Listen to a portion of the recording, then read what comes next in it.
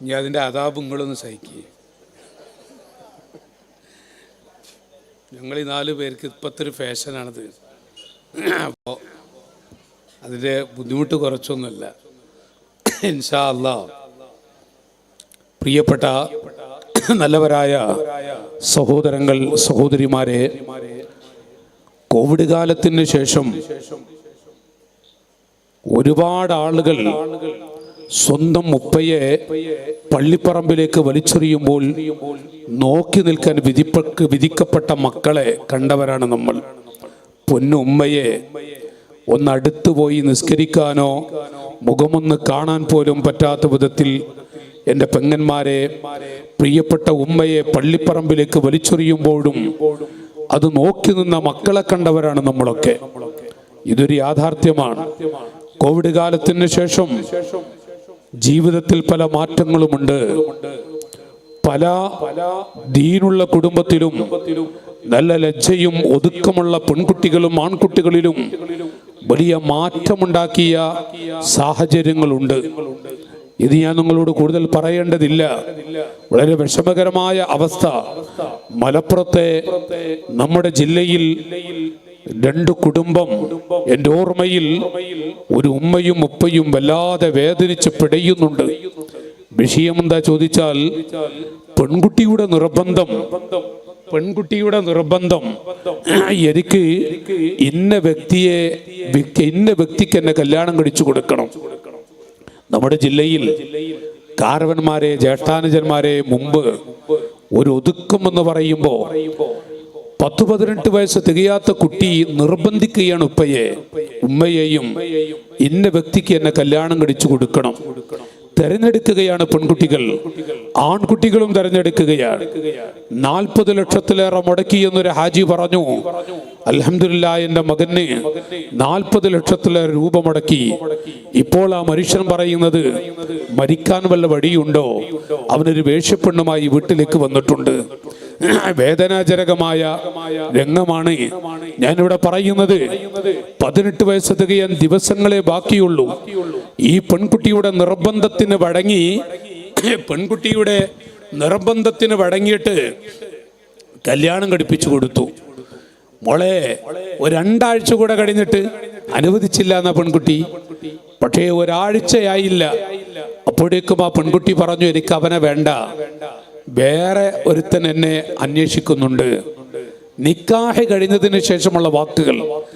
ഏതോ ജില്ലയിലല്ല, നമ്മുടെ ജില്ലയിലെ കഥയാണ്. ഇപ്പോൾ 2 ആഴ്ചക്കുള്ള സംഭവമാണ് ഈ പറയുന്നത്.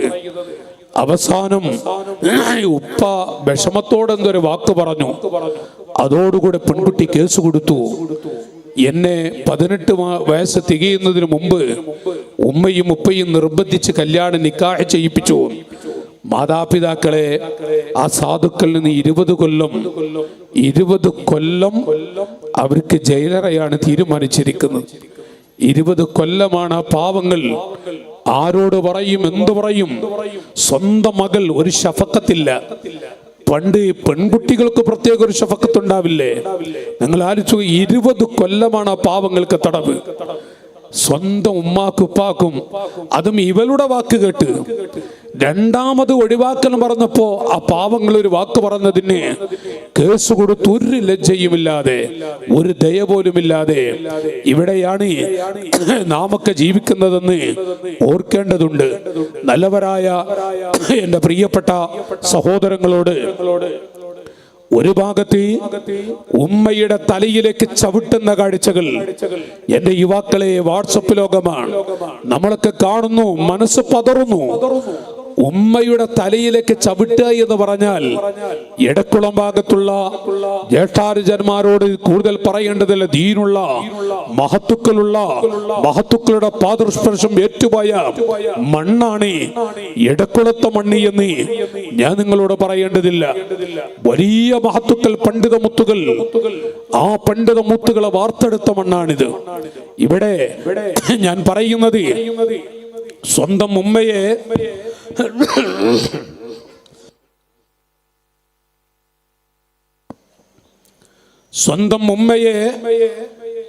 മോളെ, നിന്റെ കാമുകനാണ് വന്നിരിക്കുന്നത്, നിന്റെ ഉമ്മയുമാണ് വന്നിട്ടുള്ളത്.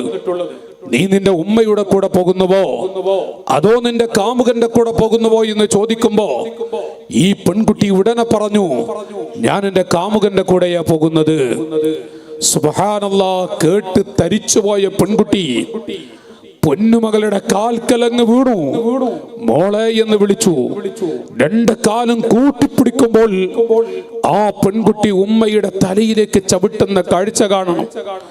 ആ പെൺകുട്ടി ഉമ്മയുടെ മാറിടത്തിലേക്ക് ചവിട്ടി തുറപ്പിച്ചുകൊണ്ട് ആ പെൺകുട്ടി മറ്റൊരുത്തന്റെ കൂടെ പോവുകയാണ്. മോളെ, എന്റെ ശബ്ദം കേൾക്കുന്ന പെൺമക്കളോട് ഓർമ്മപ്പെടുത്തുന്നു, മോളെ, 2 മിനിറ്റ് സുഖത്തിന് വേണ്ടി നിന്റെ ഉമ്മയുടെ മാറിടത്തിലേക്ക് ചവിട്ടി നിന്റെ ഉപ്പയുടെ നെഞ്ചു പൊട്ടിച്ച് നിന്റെ ഉപ്പയുടെ മനസ്സ് പൊട്ടിച്ച് ഏതെങ്കിലും ഒരു ചെക്കന്റെ കൂടെ നീ ഇറങ്ങിപ്പോകുന്നുവെങ്കിൽ മോളെ, അവന്റേത് കഴിഞ്ഞാൽ അവൻ നിന്നെ പോലത്തെ ഒരുപാട് പെൺകുട്ടികളെ നോക്കി നടക്കുന്നുണ്ടാവും. ഓർക്കണം മോളെ, നിന്റെ ആയുസ് തുലക്കരുത്. അവന്റേത് കഴിഞ്ഞാൽ അവൻ നിന്നെ ചവറ്റുകൊട്ടയിലേക്ക് വലിച്ചെറിയും. ആർക്കും വേണ്ടാത്തവളായി നീ റോഡരികിലോ മറ്റോ കിടക്കുമ്പോൾ നിന്റെ കുടുംബം തിരിഞ്ഞു നോക്കും മോളെ. കുടുംബത്തിനെ നാണം കെടുത്തിയവളാണ് നീ. നാട്ടുകാരത്രയും നോക്കില്ല, നാട്ടിന് ശാപമാണ് നീ. പക്ഷേ ആര് നിന്നെ ചവറ്റുകൊട്ടയിലേക്ക് വലിച്ചെറിഞ്ഞാലും നിന്നെ ഓർക്കുന്നൊരു ജീവിയുണ്ട്. ആ ജീവി നിന്റെ അരികിലേക്ക് വരും, നിന്റെ മുഖത്തേക്ക് നോക്കും, മോളെ എന്ന് വിളിക്കും, വീട്ടിൽ അണച്ചുകൂട്ടും, വീട്ടിൽ കൊണ്ടുപോയി വേറെ നിറയെ ഭക്ഷിപ്പിക്കും. നീ ഭക്ഷണം കഴിക്കുമ്പോൾ നിന്റെ മുഖത്ത് നോക്കിക്കൊണ്ട് കരയും. ആരാണെന്നറിയോ? നീ ഉമ്മയുടെ കൂടെ പോകുന്നുവോ അതോ കാമുകന്റെ കൂടെ പോകുന്നുവോ എന്ന് ചോദിച്ചപ്പോ ഞാൻ എന്റെ കാമുകന്റെ കൂടെയാ പോകുന്നതെന്ന് പറഞ്ഞ സമയം മോളെ, നിന്റെ കാൽക്കലേക്ക് വീണ ഉമ്മയില്ലേ, ആ ഉമ്മയാണ് നിന്റെ അരികിലേക്ക് വരിക. ആര് നിന്നെ ഒഴിവാക്കിയാലും ഉമ്മാക്ക് നിന്നെ ഒഴിവാക്കാൻ കഴിയില്ല. കാരണം മോളെ, മൂർച്ചയുള്ള കത്തി കൊണ്ടുവന്ന് നിന്റെ മാറിടത്തിലുള്ള എല്ലുകളങ്ങ് മുറിച്ചു മാറ്റിയാൽ നിന്റെ വേദന എത്രയായിരിക്കും? അതിനേക്കാളും വലിയ വേദന മോളെ നിന്നെ പ്രസവിക്കുമ്പോൾ നിന്റെ പൊന്നുമ്മ സഹിച്ചിട്ടുണ്ട്. നീ ഒരു ബ്ലേഡ് കൊണ്ടുവന്ന് നിന്റെ ശരീരത്തിലുള്ള ഓരോ നരമ്പുകളും ജീവനോടെ മുറിച്ചു മാറ്റിയാൽ മോളെ നിന്റെ വേദന എത്രയാണ്? അതിനേക്കാളും വലിയ വേദന നിന്നെ പ്രസവിക്കുമ്പോൾ പൊന്നു ഉമ്മ സഹിച്ചിട്ടുണ്ട്. ഏതോ ഒരു ചെക്കന് വേണ്ടി 2 മിനിറ്റ് സുഖത്തിന് വേണ്ടി നിന്റെ ഉമ്മയുടെ മാറിടത്തിലേക്ക് നീ ചവിട്ടിയില്ല മോളെ. അനുഭവിച്ചിട്ടേ നീ മരിക്കൂ, അനുഭവിച്ചിട്ടേ നീ മരിക്കൂ. ആരോട് പറയാൻ? മാതാപിതാക്കളെ ചവിട്ടിത്തുറപ്പിച്ച് ചെക്കന്മാരുമൊത്ത് ഇറങ്ങിപ്പോകുന്ന പെൺകുട്ടികൾ വ്യാപിച്ചു കൊണ്ടിരിക്കുകയാണ്. ഒരു പ്രശ്നമില്ല, ഒരു പേടിയുമില്ല, ഒരു വിഷമവുമില്ല. പഴയകാലത്ത് ഒരു ഹയാഇ ലജ്ജ എന്നൊക്കെ പറയും. എന്തിനേറെ ഏകദേശം ഒരാഴ്ചയാകുന്നേ ഉള്ളൂ കോഴിക്കോട് എയർപോർട്ടിൽ വന്നിറങ്ങിയ പാവപ്പെട്ട ഒരു പ്രവാസി. ആ പ്രവാസിയുടെ അവസ്ഥ എന്താണെന്നറിയോ? ആ പ്രവാസിയെ കുറിച്ച് പഠിച്ചു നാട്ടുകാരെ. 1 മണി വരെ ബൂഫിയയിൽ ജോലി ചെയ്ത് രാത്രി 1 മണി വരെ, എന്നിട്ട് റൂമിൽ വന്ന് പാവപ്പെട്ട മനുഷ്യൻ കറിയുണ്ടാക്കുന്നുണ്ട്. 2 കുബൂസ് വാങ്ങി വന്നിട്ടുമുണ്ട്, ചെറിയൊരു ലോക്കൽ കറി. അത് ഉണ്ടാക്കിയിട്ട് എന്നിട്ടാണ് നിസ്കരിക്കുന്നത്, ഹദ്ദാദ് ചൊല്ലുന്നത്. 5:30 മണിക്ക് വീണ്ടും കട തുറക്കേണ്ടതുണ്ട്. അതുവരെയുള്ള ഒരു ഉറക്ക്, പിന്നെ ഉച്ചയ്ക്ക് ശേഷം കുറച്ച് സമയമുണ്ട്. അങ്ങനെ അധ്വാനിച്ച പാവപ്പെട്ട മനുഷ്യൻ 2 കൊല്ലത്തോളമായി ഒരു ചെറിയ വീടുണ്ടാക്കാൻ പാടുപെട്ട് വീടുമുണ്ടാക്കി. ഉദ്ഘാടനത്തിന് വേണ്ടി കോഴിക്കോട് വന്നിറങ്ങി. പക്ഷേ കോഴിക്കോട്ട് വന്ന് പുറത്തേക്ക് വന്നപ്പോൾ ഭാര്യയുണ്ടാകും, 5 കുട്ടികളുമുണ്ട്. പക്ഷേ ഭാര്യയെ കാണുന്നില്ല. ഉമ്മ പറഞ്ഞു, മോനെ, അവൾ വേറൊരുത്തന്റെ കൂടെ ചാടിപ്പോയി. 5 മക്കളുള്ളൊരു പെണ്ണ് ആരോട് പറയും സഹോദരങ്ങളെ? 5 കുട്ടികളെ വലിച്ചെറിഞ്ഞിട്ട് ഒരു ചെക്കന്റെ കൂടെ പോക എന്ന് പറഞ്ഞാൽ എവിടെയാണ് ഈ സമൂഹം എത്തി നിൽക്കുന്നത്? കോട്ടൂർ ഉസ്താദിനെ പോലെയുള്ള മുത്തുകൾ പറയും, അസ്രാഈലിന്റെ വരവും പെൺകുട്ടികളുടെ ചാടിപ്പൊക്കും എപ്പോഴാണെന്ന് പറയാൻ പറ്റൂല. ഇത് വല്ലാതെ ഓവറായിക്കൊണ്ടിരിക്കുകയാണ്. ഞാനിവിടെ ഒരു കഥ പറയുന്നതല്ല. നിങ്ങൾ ആലോചിച്ചു നോക്കൂ, ആ സാധു പ്രവാസിയുടെ വേദന എത്രയായിരിക്കും. ഞാനിവിടെ പറഞ്ഞു വരുന്നത്, ഒരു ഭാഗത്ത് മാതാപിതാക്കളെ വേദനിപ്പിച്ചുകൊണ്ട് ഏതോ ചെക്കിനുമൊത്ത് ഇറങ്ങിപ്പോകുന്ന പെൺകുട്ടികൾ, മറുഭാഗത്ത് സ്വന്തം ഭാര്യയെ, നമ്മുടെ മക്കളുടെ ഉമ്മയാണ് നമ്മുടെ ഭാര്യ. ഭാര്യമാരെ വഞ്ചിക്കുന്ന പുരുഷന്മാർ, ഭാര്യമാരെ ചതിക്കുന്ന ഭർത്താക്കന്മാർ. യുവാക്കളെ, നമ്മുടെ ഭാര്യയെ ചതിച്ച്, നമ്മുടെ ഭാര്യ നമ്മുടെ മക്കളുടെ ഉമ്മയാണ്. നമ്മുടെ ഭാര്യയെ വഞ്ചിച്ച് ഏതെങ്കിലും ഒരു പെൺകുട്ടിയോട് രാത്രി വീട്ടിൽ വന്ന് ഭാര്യയുടെ മൊത്ത് കിടക്കുമ്പോൾ ഒരു 5 മിനിറ്റ് പോലും ഭാര്യയോട് സംസാരിക്കാൻ മനസ്സില്ല. ഏതോ പെൺകുട്ടികളോട് മണിക്കൂറുകളോളം ഫോണിലൂടെയും വാട്സപ്പിലൂടെയും സംസാരിക്കാൻ ഒരു ലജ്ജയുമില്ല, ഒരു പ്രശ്നവുമില്ല. ഭാര്യയുടെ മുഖത്ത് നോക്കി 2 മിനിറ്റ് സംസാരിക്കാൻ ഇങ്ങനെ ഒരുപാട് കുട്ടികൾ വളരുകയാണ്. സ്വന്തം ഭാര്യയെ ചതിച്ച് പാതിരാ സമയത്ത് മറ്റു പെൺകുട്ടികളോട് കുശലം പറഞ്ഞ് ജീവിക്കുന്ന, മറ്റു പെൺകുട്ടികളോട് തമാശ പറഞ്ഞ് ജീവിക്കുന്ന ധാരാളം ചെറുപ്പക്കാർ, ധാരാളം സഹോദരങ്ങൾ, ധാരാളം മനുഷ്യ മക്കൾ. അത് മറ്റു ഭാഗത്തും പറയാനുണ്ട്. സഹോദരങ്ങളെ, ഭർത്താക്കന്മാരെ സഹോദരി ചതിക്കരുത്. ഭർത്താക്കന്മാരാണ് നിങ്ങളുടെ എല്ലാം. ഭർത്താവിനെ വഞ്ചിച്ച്, ഭർത്താവിനെ ചതിച്ച്, പ്രിയപ്പെട്ട ഭർത്താവിനെ വഞ്ചിച്ചുകൊണ്ട് ഏതെങ്കിലും ഒരു ചെക്കിനുമൊത്ത് കുശലം പറഞ്ഞ് ജീവിക്കുന്ന പെൺകുട്ടികൾ, പാതിരാ സമയത്ത് വീട്ടിന്റെ ഉള്ളറയിൽ, കിടപ്പുമുറിയിൽ ഇടം കൊടുക്കുന്ന പെൺകുട്ടികൾ ഇന്ന് വ്യാപിച്ചുകൊണ്ടിരിക്കുന്നു എന്നുള്ള യാഥാർത്ഥ്യമാണ്. ഇവിടെയാണ് നബി സല്ലല്ലാഹു അലൈഹി വസല്ലം തങ്ങളുടെ മദ്ഹ് പറയുന്ന ഒരു മജ്‌ലിസിൽ നമ്മൾ ഒരുമിച്ച് കൂടിയിരിക്കുന്നത്. ജ്യേഷ്ഠ അനുജ സഹോദരങ്ങളെ, കാരവന്മാരെ, ഞാൻ ആമുഖത്തിൽ പറഞ്ഞു, എവിടെ നോക്കിയാലും മനുഷ്യൻ ദാഹിക്കുന്നത് മനസ്സമാധാനമുള്ള ഒരു ജീവിതത്തെയാണ്. നല്ല കൊട്ടാരമുണ്ട്, ജീവിക്കാൻ ഒരു 5 തലമുറകൾക്ക് ജീവിക്കാനുള്ള കഴിവും അല്ലാഹു തആല നൽകിയിട്ടുണ്ട്. പക്ഷേ ഭാര്യയും ഭർത്താവും തമ്മിൽ സന്തോഷമില്ല, നമ്മുടെ കുട്ടികൾ തമ്മിൽ റാഹത്തില്ല, അവരെന്തൊക്കെയോ ഒരു ജീവിതത്തിലാണ്. ജീവിതം നശിക്കൂലേ സഹോദരങ്ങളെ? ഞാനിവിടെ ഓർമ്മപ്പെടുത്തുന്നത് വിഷമിപ്പിക്കാൻ, വേദനിപ്പിക്കാൻ, പ്രയാസപ്പെടുത്താനല്ല. പരിഹാരവടി ദീൻ പഠിപ്പിച്ചിട്ടുണ്ടല്ലോ. നമുക്ക് ഈ മജ്‌ലിസ് ഒരു ബറക്കത്തുള്ള മജ്‌ലിസാണ്. അതുകൊണ്ട് തന്നെ ഞാനിവിടെ പറഞ്ഞു വരുന്നത്, നബി സല്ലല്ലാഹു അലൈഹി വസല്ലം അവിടുത്തെ പൊരുത്തമുള്ള മക്കളിൽ നമ്മൾ പെടുത്തുമാറാവട്ടെ. ഒരു ഭാഗത്ത് ചാടിപ്പോക്കുകളും മറ്റുമൊക്കെയാണെങ്കിൽ, ഇപ്പോൾ അടുത്ത നിങ്ങളൊക്കെ പത്രത്തിലൂടെയും വായിച്ചു കാണും, ആരാണ്, ആരുടെ കുടുംബമാണ്, ആരുടെ മക്കളാണ്, ആരുടെ ഉമ്മത്താണെന്ന് ഓർത്തു നോക്കൂ നിങ്ങൾ. പുതിയാപ്പട തലയിലേക്ക് പാട്ടയിൽ മൂത്രമൊടിച്ചിട്ട് പുതിയാപ്പട തലയിലേക്ക് ഒഴിക്കുന്ന ഒരു സാഹചര്യം മറ്റു മതവിശ്വാസികളിലല്ല. മറ്റു മതവിശ്വാസികളല്ല ഈ കേൾക്കുന്നത്. മാത്രമല്ല, അറയിൽ 8ഉം 10ഉം ലക്ഷം മുടക്കിയുള്ള അറ തച്ചു പൊളിക്കുന്നത് നമ്മുടെ സമുദായത്തിലെ കുട്ടികളാണ്. മോനെ എന്ന് വിളിച്ചിട്ട് അരുതി എന്ന് പറയാൻ കാരവന്മാരില്ലാതെയായി പോയി. പറയാൻ പറ്റിയ രൂപത്തിൽ പറയാൻ മക്കളെ എന്ന് വിളിക്കാൻ നാട്ടിൽ ഉമറാക്കലില്ലാതെയായി പോയി. ഉണ്ട് എങ്കിൽ തന്നെ ഇടപെട വിളിക്കാനേ ഉള്ളൂ. മോനെ അരുതി എന്ന് പറഞ്ഞാൽ ഏതൊരു കുട്ടിയും മാറി നിൽക്കും. കാരണം മക്കൾ പാവങ്ങളാണ്, ചെറുപ്പക്കാർ സാധുക്കളാണ്. JCBയിൽ LKG പഠിക്കുന്ന കുട്ടികളുടെ രൂപത്തിൽ ഒരു പുതിയാപ്പള വീട്ടിലേക്ക് വരുമ്പോൾ ഒരു വാക്ക് ഉപദേശിക്കാൻ ഉമറാക്കളില്ലാതെ പോയല്ലോ. ഉമറാക്കൾ മിണ്ടാതെ പോകുന്നുണ്ടല്ലോ.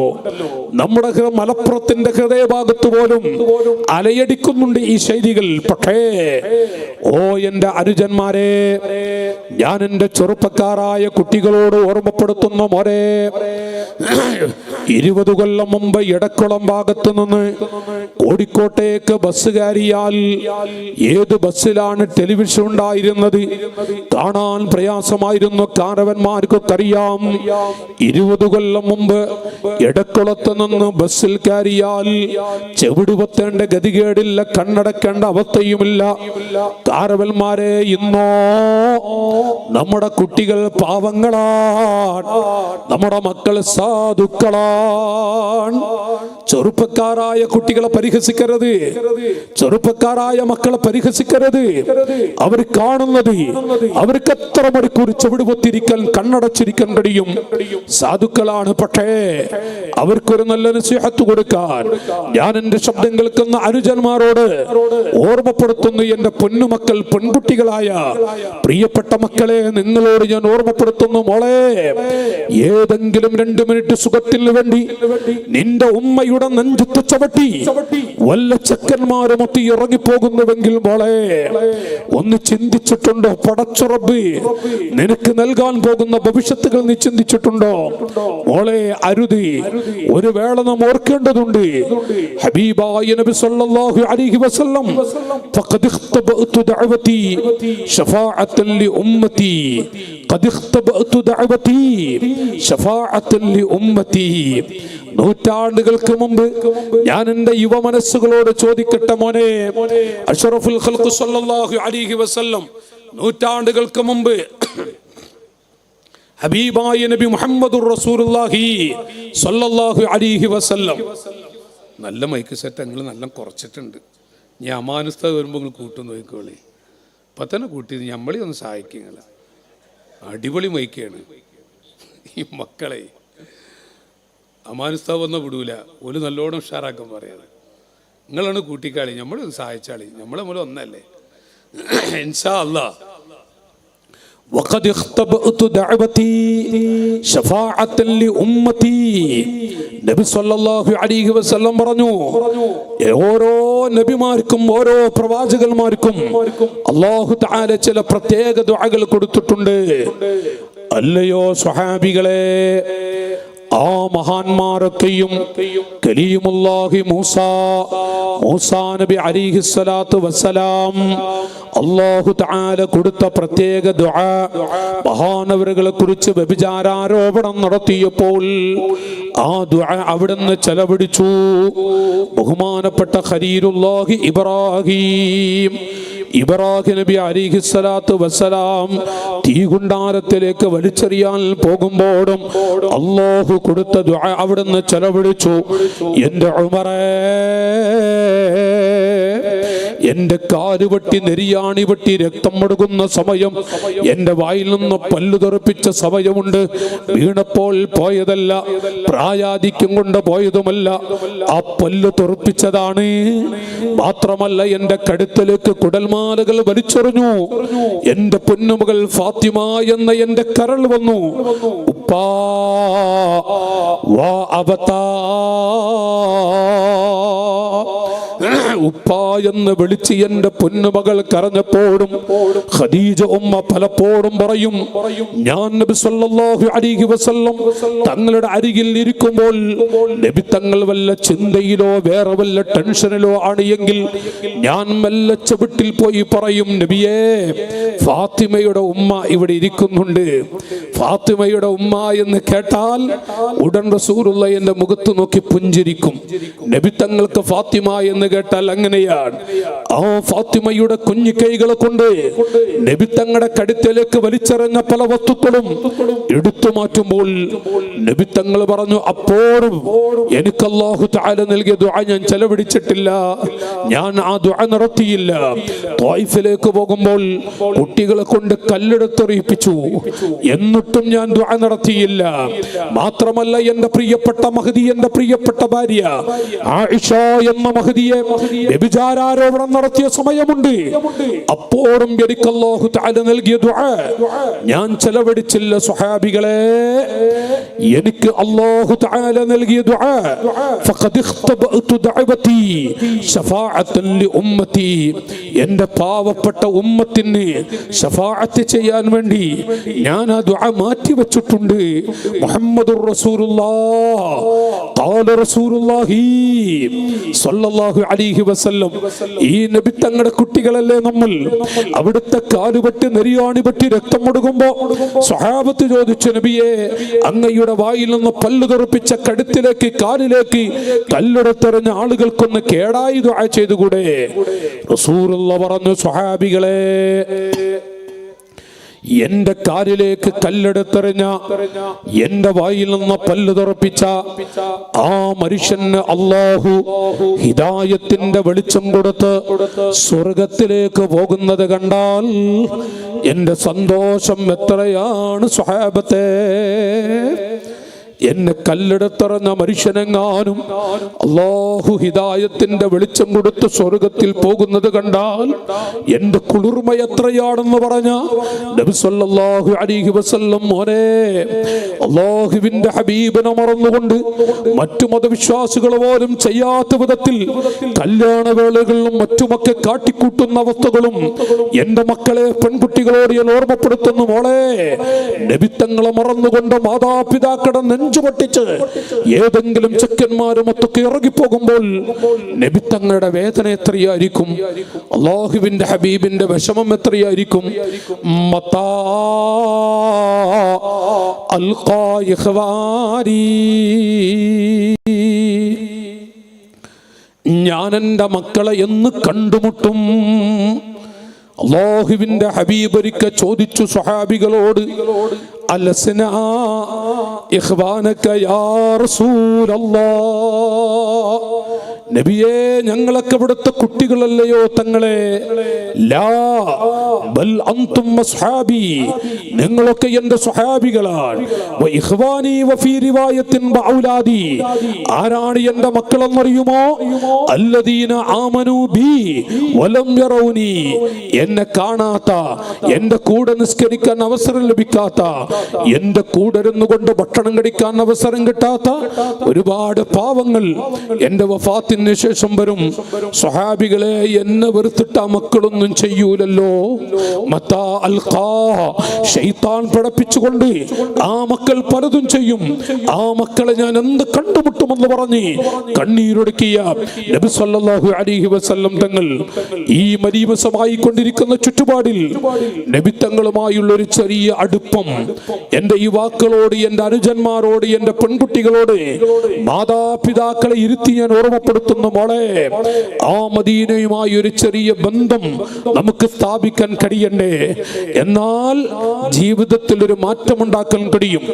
മഖ്തലത ഹുബ്ബി ബിഖൽബി അബ്ദിൽ ഇല്ലാ ഹറമല്ലാഹു ജസദഹു അലന്നാർ, ഏതെങ്കിലും ഒരു മനുഷ്യന്റെ ഹൃദയത്തിൽ എന്നോട് ചെറിയൊരു സ്നേഹം കണ്ടോ?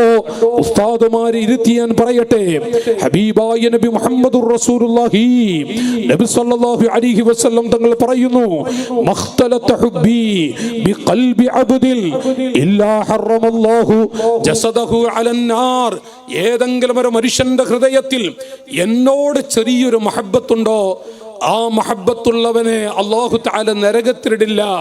സല്ലല്ലാഹു അലൈക യാ റസൂലല്ലാഹ്.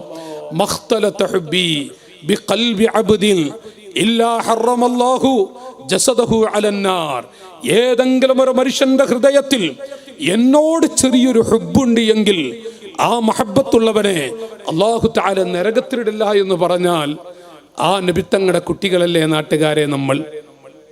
അവിടുത്തെ കയ്യിൽ നിന്ന് ഒരു തുള്ളി വെള്ളം കുടിക്കണ്ടേ? അല്ലാഹു തൗഫീഖ് നൽകട്ടെ, അല്ലാഹു തൗഫീഖ് നൽകട്ടെ.